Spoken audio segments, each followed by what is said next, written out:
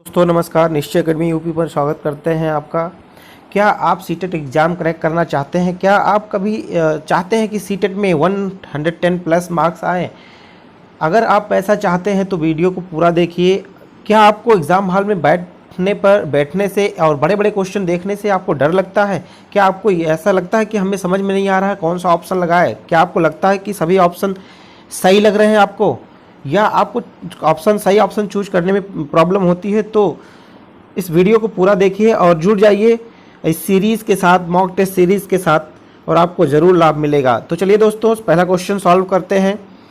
पहला क्वेश्चन हमारा है, निम्नलिखित में कौन प्राथमिक सामाजिकरण माध्यम है? बच्चे का जो प्राथमिक सामाजिकरण, बच्चे का जो पहले सामाजिकरण जहाँ होता है वो कौन सा माध्यम होता है, कौन सी एजेंसी होती है? सबसे पहला ऑप्शन है सरकार, दूसरा है मीडिया, तीसरा है परिवार और चौथा है विद्यालय।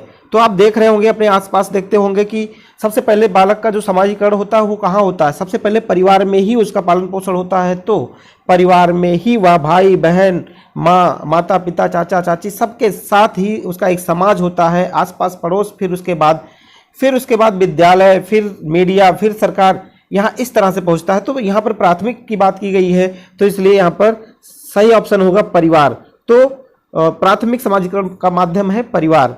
चलिए देखते हैं नेक्स्ट क्वेश्चन की तरफ। दूसरा क्वेश्चन आपका है, बच्चों और उनके अधिगम के संदर्भ में निम्नलिखित कथनों में से कौन सा सही है? बच्चे और उनके अधिगम, बच्चे और अधिगम कैसे करते, सीखते कैसे हैं? पहला ऑप्शन है, बच्चों की सामाजिक आर्थिक पृष्ठभूमि उनके प्रेरणा एवं अधिगम अक्षमता को निर्धारित व सीमित करता है।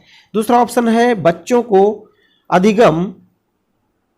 अधिगम हेतु प्रेरित करने के लिए उन्हें पुरस्कृत एवं दंडित करना होगा। सी ऑप्शन है, सभी बच्चे सीखने के लिए स्वाभाविक रूप से प्रेरित होते हैं तथा सीखने में सक्षम होते हैं। डी ऑप्शन है, बच्चों को सीखने के लिए अभिप्रेरणा तथा सीखने के लिए उनकी सक्षमता केवल आनुवंशिकता के द्वारा पूर्व निर्धारित होती है। तो देखिएगा इसमें कौन सा ऑप्शन आप सही लगाएंगे। क्वेश्चन देख लीजिए। क्वेश्चन क्या है, अधिगम के संदर्भ में बच्चे और अधिगम, बच्चे कैसे सीखते हैं? कहने का मतलब क्वेश्चन का यह है कि बच्चे कैसे सीखते हैं। तो बच्चों की सामाजिक आर्थिक पृष्ठभूमि, प्रेरणा, अधिगम अक्षमता और निर्धारित सीमित करता है, निर्धारित व सीमित करता है। यहाँ एक ऑप्शन आपको मिल रहा है कि अधिगम अक्षमता को निर्धारित व सीमित करता है, जो उसका सामाजिक आर्थिक पृष्ठभूमि होता है या प्रेरणा होती है। तो जहाँ पर सीमित करने की बात आए अधिगम को, वह ऑप्शन बहुत ज़्यादा सही नहीं लगता है, वो ऑप्शन गलत होने की प्रायिकता ज़्यादा है। तो यहाँ पर ये ऑप्शन गलत हो जाएगा आपका। दूसरा ऑप्शन क्या था? दूसरा ऑप्शन है कि बच्चों को अधिगम हेतु प्रेरित करने के लिए उन्हें पुरस्कृत, जहाँ भी पुरस्कार और दंड की बात आएगी, दंड वाला ऑप्शन कभी सही नहीं हो सकता। सी ऑप्शन है, सभी बच्चे सीखने के लिए स्वाभाविक रूप से प्रेरित होते हैं। स्वाभाविक, स्वयं से प्रेरित होना। कैसे प्रेरित होना? स्वयं से प्रेरित होना। जब सेल्फ मोटिवेटेड बच्चा रहेगा तो ज्यादा सीखेगा। अगर बच्चा सेल्फ मोटिवेटेड है, स्वप्रेरित है, तो वहां सीखने की प्रायिकता बढ़ जाती है, मतलब कि वह बहुत अच्छे से उसका अधिगम चलेगा। डी ऑप्शन, बच्चों का प्रेरणा, जब वहां पर क्या है, सीखना आनुवंशिकता से, सक्षमता केवल आनुवंशिकता से। तो जो बालक सीखता है केवल आनुवंशिकता से ही नहीं सीखता, वह वातावरण और आनुवंशिकता दोनों को साथ लेकर के चलता है। तो यह ऑप्शन यहाँ केवल आनुवंशिकता का है, इसलिए यह ऑप्शन गलत होगा। तो आपका ऑप्शन कौन सा सही होगा? यहाँ पर सी ऑप्शन यहाँ पर करेक्ट है। नेक्स्ट क्वेश्चन की तरफ चलते हैं। प्रगतिशील शिक्षा में बच्चों को किस तरह से देखा जाता है? जो प्रगतिशील शिक्षा होती है उसमें बच्चों को किस तरह से देखा जाता है? तो सबसे पहले आपको प्रगतिशील शब्द क्या हो, प्रगतिशील शिक्षा है क्या, ये सारी चीज़ों को आपको जानना होगा। तो यहाँ ऑप्शन यहाँ पर दिए हुआ है। पहला ऑप्शन है, सक्रिय अन्वेषकों के रूप में, खाली स्लेटों के रूप में, छोटे वयस्कों के रूप में, निष्क्रिय अनुकारकों के रूप में। अगर आपको प्रगतिशील शिक्षा देनी है बच्चे को, तो क्या आप खाली स्लेट के रूप में, कि बच्चा एकदम कोरी पटिया है, खाली स्लेट है, जो भी लिखते जाओ छपता चला जाएगा, इस तरह से नहीं होगा। यह ऑप्शन इसलिए गलत होगा। छोटे वयस्कों के रूप में, छोटे वयस्कों के रूप में प्रगतिशील शिक्षा को नहीं देखा जा सकता। निष्क्रिय, जब कहीं निष्क्रिय शब्द आ जाए तो वो है नहीं। ऑप्शन आपका जो सही है वो फर्स्ट ऑप्शन है, सक्रिय अन्वेषकों के रूप में प्रगतिशील शिक्षा। अब देखिए कि प्रगतिशील शिक्षा से कभी भी जब भी क्वेश्चन आते हैं तो आप समझ लीजिए कुछ हम कीवर्ड यहाँ पर दे रहे हैं, उन सभी कीवर्ड के साथ आप जब भी कहीं आ जाए सक्रिय, कैसा हो, सक्रिय शब्द हो जाए, सक्रिय अन्वेषक हो जाए, सक्रिय खोजकर्ता हो जाए, ठीक है, इस तरह से, या कौशल की बात आ जाए, कौशल शब्द आ जाए कि बच्चा प्रगति तभी करेगा जब कोई कौशल सीखेगा, कोई स्किल सीखेगा और सक्रिय रह करके सीखेगा, तब प्रगतिशील। सृजनात्मकता, कुछ नई चीज बनाना, ये सभी शब्द आते हैं तो वही वाले ऑप्शन सही होते हैं। समाज के प्रति उत्तरदायी प्रगतिशील शिक्षा क्या है? आप उसको शिक्षा देते चले जाइए लेकिन समाज के उत्तरदायित्व को समझ ही नहीं रहा, समाज में उसका क्या उत्तरदायित्व बनता है, कैसे वह समाज में अपने आप को रख पाएगा, कैसे अपना स्टेटस बना पाएगा, उस चीज़ को वह समझता नहीं है, तो क्या प्रगति हो रही है? शिक्षा का कोई समाज के लिए कोई प्रगति नहीं हुई, इसे प्रगतिशील शिक्षा नहीं कही जाएगी। रूढ़िवादिता ही उसके दिमाग में भरा पड़ा है तो क्या प्रगति करेगा? अगर कहीं रूढ़िवादी आ गया, रूढ़िवादिता के परे हो, रूढ़िवादिता से बियॉन्ड हो, बाहर हो, अगर रूढ़िवादी विचारधारा से वह परे हो, अलग हो, तो वह भी प्रगतिशील शिक्षा मानी जाएगी। रूढ़िवादिता को खत्म करने की बात करता है। आत्मज्ञान के द्वारा सीखता हो, वह करके सीखता हो, करके सीखना, कैसे सीखना? करके सीखना भी प्रगतिशील शिक्षा में। तो ये सब हमने जो कीवर्ड बताए आपको, ये बहुत ज़्यादा हेल्पफुल होंगे आपको जब भी प्रगतिशील शिक्षा की बात आएगी। नेक्स्ट क्वेश्चन की तरफ चलते हैं। निम्नलिखित में से कौन सा पूर्व क्रियात्मक, निम्नलिखित में से कौन सा पूर्व क्रियात्मक अवस्था काल के बच्चों को विशेषित करता है? अब आप पढ़े होंगे जीन पियाजे के 4 अवस्थाएं पढ़ी होंगी, तो उसमें पूर्व क्रियात्मक अवस्था भी आपने पढ़ा होगा। तो वहाँ से ये प्रश्न आया है, जो जीन पियाजे का आपका पूर्व क्रियात्मक अवस्था का प्रश्न है, जो 4 अवस्थाएं उन्होंने बताई हैं, वहाँ से यह क्वेश्चन आया हुआ है। ऑप्शन नंबर 1 है विलंबित अनुकरण, बी है विचारों की अनुत्क्रमणीयता, और सी है वर्तुल प्रतिक्रिया, और डी है लक्ष्य निर्देशित व्यवहार। तो कौन सा पूर्व क्रियात्मक अवस्था काल के बच्चों को विशेषित करता है? तो यहाँ पर कौन सा विशेषित करता है? पूर्व क्रियात्मक। अगर विलंबित अनुकरण, विलंबित अनुकरण, डिफर्ड इमिटेशन की बात आती है, यह इस काल में नहीं होता है। विचारों की अनुत्क्रमणीयता, विलोमीयता जिसको आप कहते हैं, अविलोमीयता, अविलोमीयता या पलटावीपन,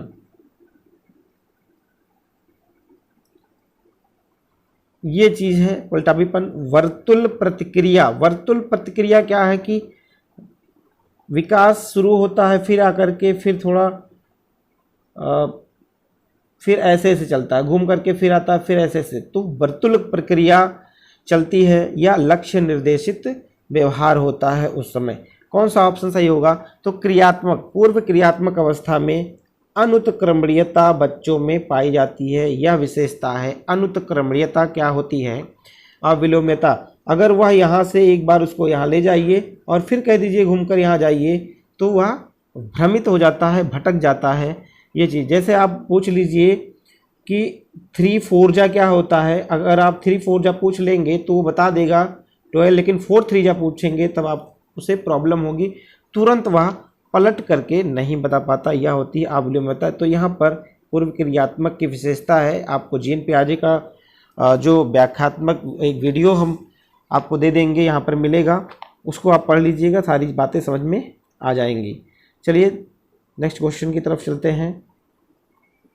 बुद्धि के बारे में निम्नलिखित कथनों में से कौन सा सही है? बुद्धि चैप्टर से ये क्वेश्चन है। बुद्धि के बारे में निम्नलिखित में से कौन सा सही है? तो बुद्धि के बारे में देखिए, बुद्धि एक आनुवांशिक विशेषक है जिसमें सामाजिक गतिविधियां जैसे स्मरण एवं तर्क शामिल होती हैं।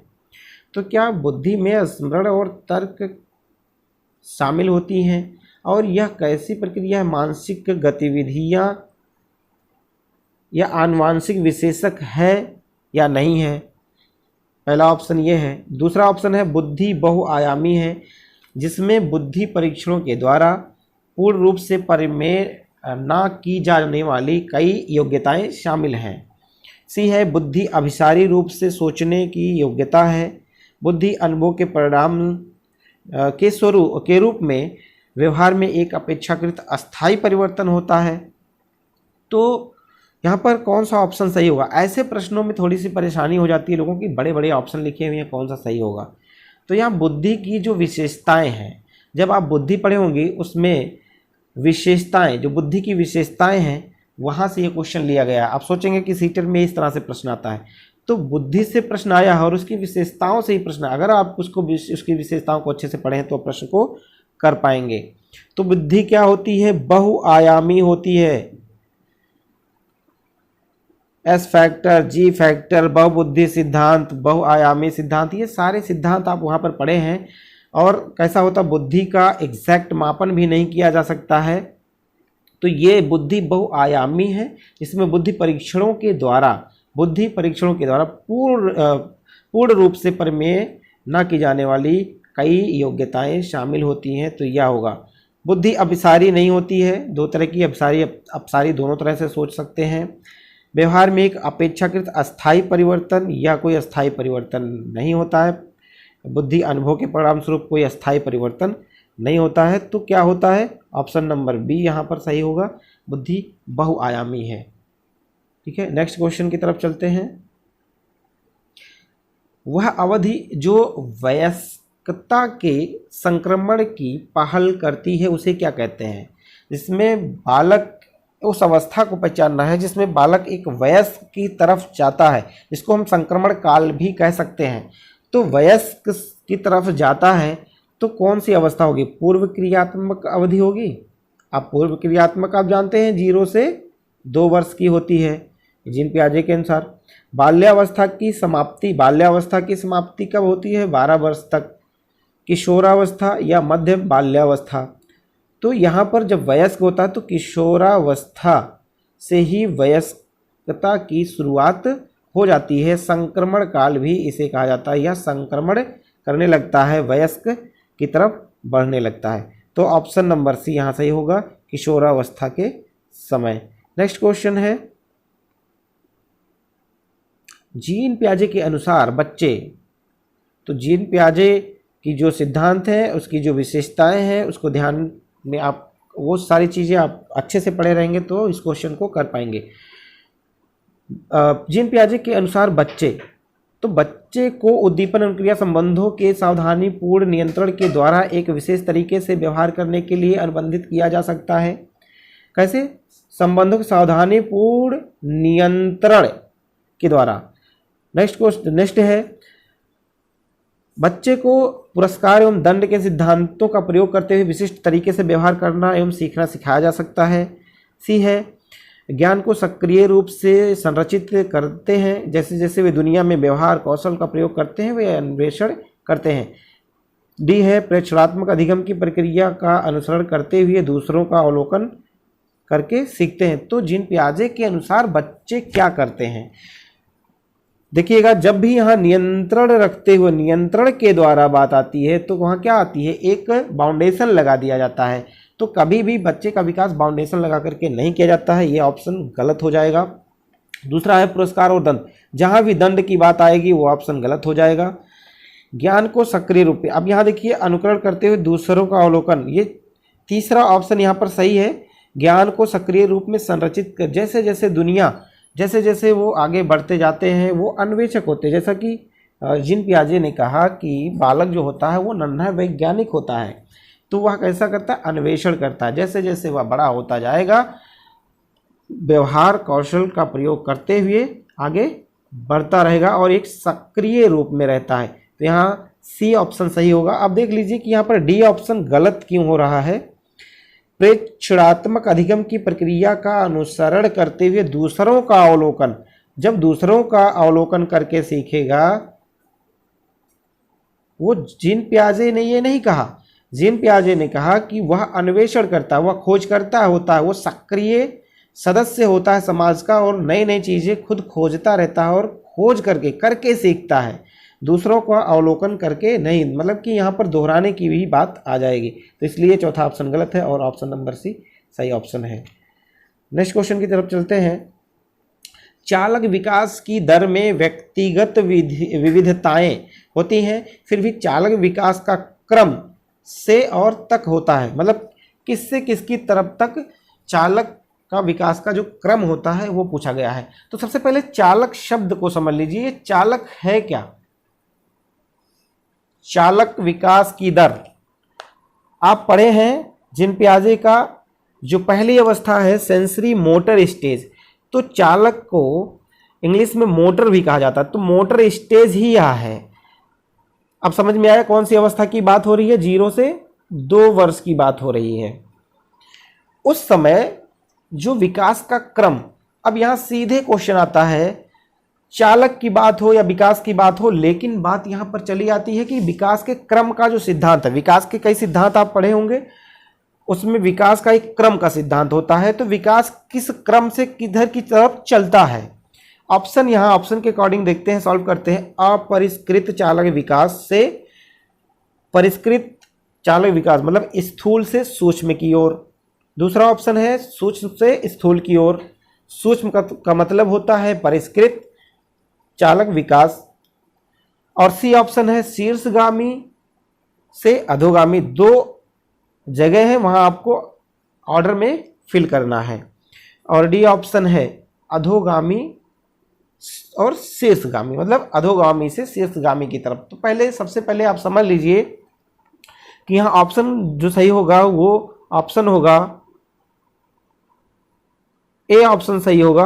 अपरिष्कृत स्थूल से सूक्ष्म की ओर चलता है। जो विकास का क्रम होता है वो स्थूल से सूक्ष्म की तरफ चलता है, अपरिष्कृत से परिष्कृत की तरफ चलता है। करने का मतलब यह है कि अगर बालक पहले मूवमेंट करेगा तो पहले पूरा शरीर हिलाता है, उसके बाद एक विशेष अंग का मूवमेंट करता है। मतलब कि पहले वह हाथ पैर पटकेगा, पहले वह पूरा शरीर चलाएगा, उसके बाद वो उंगलियों को चलाना सीखेगा। अगर एक बच्चा डांस करना सीख रहा है तो क्या करेगा? सबसे पहले पूरा शरीर हिलाएगा, फिर उसके हाथ एक विशेष अंग का मूवमेंट शुरू होगा। तो यहाँ यह है कि स्थूल से सूक्ष्म की ओर चलता है। ठीक है, अब देखिए ये जो 2 ऑप्शन में दिए हुए हैं, ये दोनों में से आपको समझ में आ गया, ये ऑर्डर सिर्फ अलग अलग है, ऑप्शन में सेम चीजें हैं पहला दूसरे में। लेकिन यहाँ सी ऑप्शन में जो शीर्षगामी और अधोगामी है, जो आप जानते हैं कि शीर्षगामी क्या होता है या अधोगामी क्या होता है। जो अधोगामी होता है मस्तकेदोमुखी, ये दिशा का सिद्धांत है। ये क्या है? दिशा के सिद्धांत में आते हैं। ये दोनों ऑप्शन दिशा के सिद्धांत से संबंधित है, इसलिए यहाँ पर गलत है। इन्हीं दोनों में से सही हो सकता है, लेकिन ऑर्डर क्या सही होगा? स्थूल से सूक्ष्म की ओर, ना कि सूक्ष्म से स्थूल की ओर। पहले बालक उंगली नहीं हिलाता है, पहले पूरा हाथ हिलाता है, फिर एक उसकी उंगलियां धीरे धीरे काम करने लगती हैं। तो उम्मीद है कि आपको ये एक्सप्लेनेशन बहुत अच्छे से समझ में आया होगा। नेक्स्ट क्वेश्चन की तरफ चलते हैं। नेक्स्ट क्वेश्चन है हमारा कि खिलौने, पहनावे की वस्तुएं, घरेलू सामग्रियां, व्यवसायों एवं रंगों को विशिष्ट लिंग के साथ, एक विशिष्ट लिंग के साथ संबंधित करना क्या प्रदर्शित करता है? खिलौने को, जैसे कोई खिलौना है उसको कहा जाए घोड़ा है या घोड़ी है, मतलब उसके लिंग को भी बता दिया जाए। एक खिलौने को, पहनावे की वस्तुएं को भी कमीज टंगी है या टंगा है, मतलब लिंग के साथ उसको संबंधित कर दिया जाए, एक जेंडर के साथ संबंधित कर दिया जाए। कोई भी सामग्री हो तो वो किसको प्रदर्शित करता है? तो सीधी सी बात है, जब कहीं भी आए विशिष्ट लिंग के साथ जोड़ने की बात, तो वहां पर लिंग रूढ़िवादिता ही सही होगा। ऑप्शन कौन सा? लिंग रूढ़िवादिता या जेंडर रूढ़िवादिता। जेंडर सिद्धांत नहीं होगा, जेंडर प्रासंगिकता नहीं होगा, विकसित जेंडर पहचान नहीं होगा। क्या होगा? लिंग रूढ़िवादिता। दोस्तों उम्मीद है कि आपको ये वीडियो अच्छा लगा होगा, समझ में आया होगा। अगर आपको वीडियो अच्छा लगता है तो चैनल को सब्सक्राइब करिए, वीडियो को लाइक करिए, और अगर इसमें कोई भी कमी आपको दिखती है तो आप नीचे वीडियो के नीचे कमेंट जरूर करिए, उसको सुधार किया जाएगा, या जिस चीज़ की आपको आवश्यकता है, जैसे प्रश्नों की आपको आवश्यकता है, आप कमेंट में ज़रूर बताइए कि आपका जो डिमांड है उसको ज़रूर पूरा किया जाएगा। नमस्कार।